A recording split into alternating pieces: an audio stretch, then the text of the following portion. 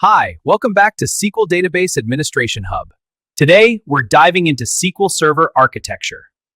Now, I know that might sound technical and intimidating, but I promise, at the end of this video, you'll have a clear and simple understanding of how SQL Server works under the hood.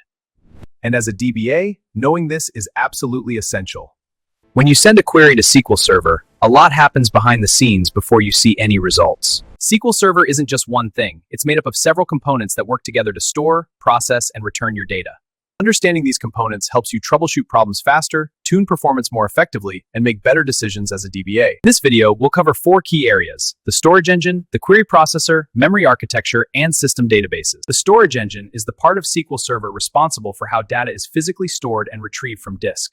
When you read or write data, the storage engine manages that process. It works with something called pages. SQL Server stores data in 8 kilobyte chunks called pages, and pages are grouped into extents. This is the fundamental unit of storage in SQL Server. The storage engine also manages the transaction log. Every change you make to a database, an insert, update, or delete, is first written to the transaction log before it's applied to the data file. This is what makes SQL Server reliable. If something crashes mid-transaction, SQL Server can use the log to roll back or recover. As a DBA, you'll spend a lot of time managing data files and transaction logs, so understanding that the storage engine controls all of this is your starting point. The query processor is the brain of SQL Server. When you write a SQL query and hit execute, the query processor takes over. It works in 2 main stages. First, the parser and algebraizer check your query for syntax errors and make sure the tables and columns you referenced actually exist. If something is wrong, you get an error right here before anything else happens. It looks at your query, checks statistics about your data, considers available indexes, and generates what's called an execution plan. A step-by-step roadmap for how to get your results. This is why you'll hear DBAs talk about execution plans so often. Understanding what the query optimizer is doing helps you write better queries and build better indexes. We'll go much deeper into this in the performance tuning section of this course. SQL Server loves memory, and for good reason. Reading data from memory is dramatically faster than reading it from disk. SQL Server uses a memory area called the buffer pool to cache data pages in RAM. When a query needs data, SQL Server checks the buffer pool first. If the data is already there, it's served instantly. If not, it reads from disk and loads it into the buffer pool for next time.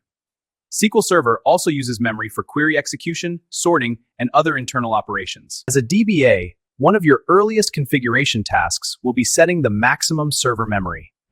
This tells SQL Server how much RAM it's allowed to use, so it doesn't starve the operating system. We'll cover exactly how to set this in the configuration video coming up next in this course. When you install SQL Server, it comes with 4 built-in system databases that you need to know about. Master, this is the most critical system database. It stores server-level information like logins, linked servers, and configuration settings. If master gets corrupted, SQL Server won't start. Model, this is the template database. Every new database you create is based on model. If you want all new databases to have certain settings by default, you configure them in model. MSDB, this is where SQL Server Agent stores its data, jobs, schedules, backup history, and alerts. You'll interact with MSDB a lot as a DBA. TempDB, this is SQL Server's scratchpad. It's used for temporary tables, sorting operations, and many internal processes. TempDB is recreated every time SQL Server restarts, and it's one of the most performance-sensitive databases on any server. And that's SQL Server architecture explained simply. To recap, the storage engine manages how your data is stored and written to disk. The query processor parses and optimizes your queries. The buffer pool keeps frequently accessed data in memory for speed.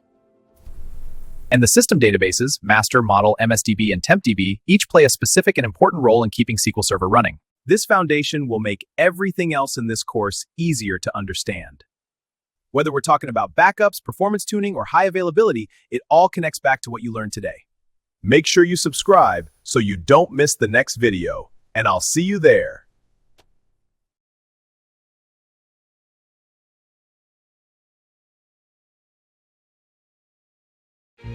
Generous Academy.